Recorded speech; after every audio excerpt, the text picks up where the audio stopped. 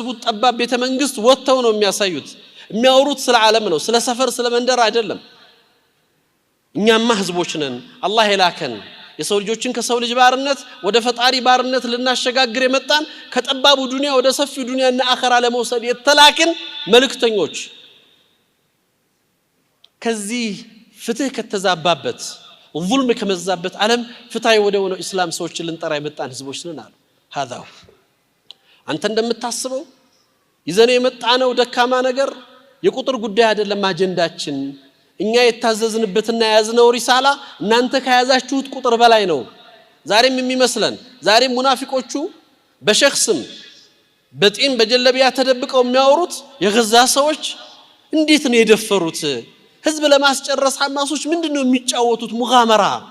እንዴት እዚህ ቁወል ኡዝማ ፊት ቆመው ህዝባቸውን ያስጨርሳሉ ይላሉ እነዚህ ሰዎች ትናንትና በነበሩ በድርም ላይ ነብዩን ይሄን ኢትሃም ያደርጓቸው ነበር ሰለላሁ ዐለይሂ ወሰለም ነብዩንም ያወቅዟቸው ነበር ምን ነካው መሐመድ ሰለላሁ ዐለይሂ ወሰለም 315 ሰው ይዞ 1000 ሰው ጋር ኸይበር ላይ 1800 ሰው ይዞ 10000 ጦር ጋር ለመቅጠም ሙዕታ ዘመቻ ላይ 3000 ሰው ይዞ 200000 ጦር ለመቅጠም ይቆማል ትክክል አልነበረም ይሉ ነበር እስልምና ላይ ግን ቁርአን ውስጥ እንደውም ከስራ የተነሳው ለሽንፈት ነው የቀረበው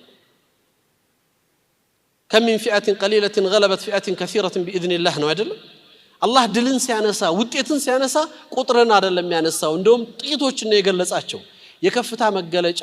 የኡማው ልቅና ማሳያ የነበረው ከቁጥር ጋር የተያዘ ጉዳይ አልነበረም እሳቤው ማስተሳሰቡም ከኢማን ጋር የመነጨ ስለሆነ ነው እነሱ የሚያስቡትን ጠባብ ዓለም ማሻገር የሚችል አንድ ወጣት ተራ የሚመስል ሰው እይታው ሩቅ ነው ምድርና ሰማይን ነው ሊያሻግር የሚፈልገው ይሄን ነበር ረቢዕ ኢብኑ አምር ያሳያቸው ይሄን ነበር ነብዩ ሰለላሁ ዐለይሂ ወሰለም የገነቡት ማንነት ይሄ ከፍታ ነው ዛሬም ሱራቃ ኢብኑ ማሊክን በዛ ቃል ኪዳን ገብተው ይሄንን አሳዩት እንደ ኡማ እኔ እናንተ ሊኖረን የሚገባህንን የቁርአን ከፍታ ስሜት በዚህ ማንነት ውስጥ እንድንኖር ፈለጉ ረሱላህ ሰለላሁ ዐለይሂ ወሰለም አይጨልምም ሙስተሂል ለሙእሚኖች ጨልሞ አያውቅም ቁጥራቸው ሊያንስ ይችላል በየትኛውም ጊዜ አሉት ግን አላህ ሪጃሎች ሁሉ ጊዜም ቁርአን በልባቸው ውስጥ በህይወታቸው ውስጥ መተግበር የቻለ ሰዎች ቁርአንን ያነበነቡት አይደለም ቁርአንን እየቀሩት አይደለም የህፍዝ ጉዳይ አይደለም ቁርአንን እየኖሩትና እየተገበሩት መሬት ላይ ምሳሌ መሆን የሚችሉ ሰዎች አሉት ረመዳን ይሄንን ከፍታ ነው የሚያሳየን ዝም ብሎ የድል ወር አይደለም ረመዳን ያ ሁሉ ፍቱሃት ሲመጣ በድር ፈትህ መካ ቃዲሲያ አይን ጃሎት ነህረወንድ ያ ሁሉ ድል ዝም ብሎ የመጣ ድል አይደለም እንዲሁም አልተገኘም እዛ ነው የከፍታ ስሜት ነው ያንን ስሜት ነው እስላም በውስጣችን ላይ እንዲዘራ የሚፈልገው ይሄን ስሜት ነው እኛ ከፍታ ውስጥ መኖር ያለበት ስለዚህ ወንድሞች እንደዚህ አይነት የቁርአን መድረኮች ዛሬም ነጋችንን ያሳዩናል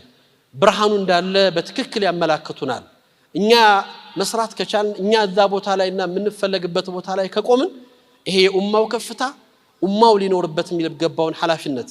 ስለዚህ ጨለማ ስለሚያስፈልግ ይሄ ኡማ ኩንቱም ኸይረ ኡማ ብሎ ቁርአኑ ገልጿል አሁንም ይሄ ኺረተ الناس የተመረጠ ማንነት እንዳለው ያመነ ህዝብ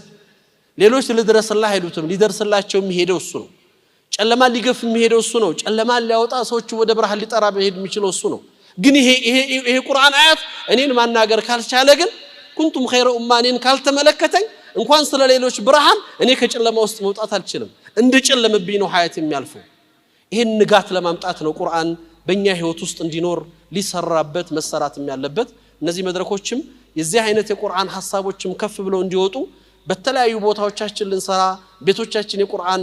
መሰረት ሊሆኑ የሚገባቸው ሁሉ ጊዜ ዳረል አርቀም ኢብኑ አርቀም ሁሉ ጊዜ ኸዲጃ ሲነሱ በእስላምና ታሪክ ውስጥ ሁለቱም የቁርአን መሰረት ቤቶች ስለነበሩ ነው ዛሬም እስላም ሲወሳ ኸዲጃ ይወሳሉ ዛሬም እስላም ሲወሳ ዳረል አርቀም ይነሳል ያወጣት ልጅ ይነሳል ቁርአኑ መሰረት የጣለበት ትውልድ የታነጸበት ለሰው ልጆች ብርሃን የፈነጠቀበት ቦታ ስለሆነ ሰዎች ሁሉ ጊዜ ሞዴል እንዲያደርጉት ይፈልጋል የኛስ ሐያት የኛስ ቤት የኛስ ነገ ንጋቱ ከፊት ለፊታችን አለ ግን ያንን ለማምጣት ለእናንተ ቁርአን ጋር ያለን ግንኙነት ማስተካከል አለብን የሚል ነው መልእክቴ ወቢላሂ ተውፊቅ ወሰላሙ አለይኩም ወራህመቱላሂ ወበረካቱ ፊዳከ ሩሂ ወደሚ ያ ሐቢበላህ ሰለላሁ ዐላ ሸምሰል ሁዳ